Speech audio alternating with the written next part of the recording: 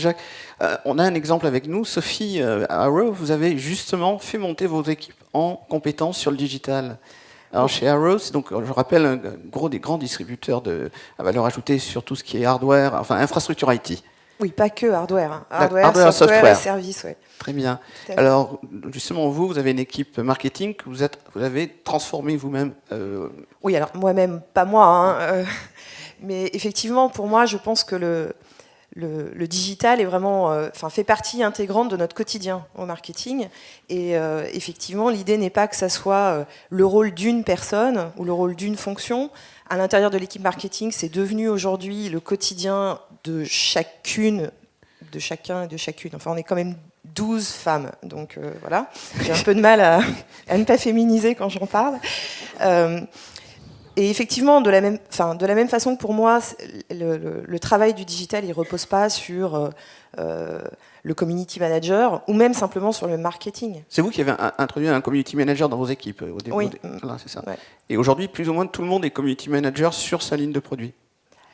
Disons que c'est l'objectif. L'objectif, effectivement, c'est qu'on aura toujours un community manager parce qu'encore une fois, on a besoin de driver le sens de nos messages. On aura toujours besoin de modération, on aura toujours besoin d'un référent.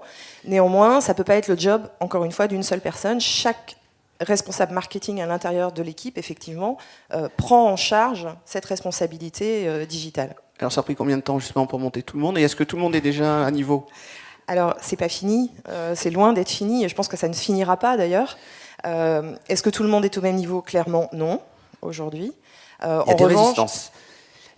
Je ne sais pas si j'irais jusqu'à parler de résistance. Je pense que c'est effectivement une transformation. Et comme toute transformation, c'est un process d'accompagnement du changement. Donc il y a des early adopters et puis il y a des personnes qui prennent davantage leur temps. Vous avez commencé il y a combien de temps, cette transformation? Ça fait à peu près 2 ans. D'accord. Bon. Et vous êtes fait accompagner par un expert du sujet? Par plusieurs experts, en fait. D'accord. Oui, par plusieurs experts. On a commencé un peu de façon artisanale, de façon un peu empirique, et puis, chemin faisant, on est bien obligé... Est-ce qu'il y a un Chief Digital Officer chez Arrow? Il y en a un, effectivement, à la Corp. Alors, quelque part aux États-Unis?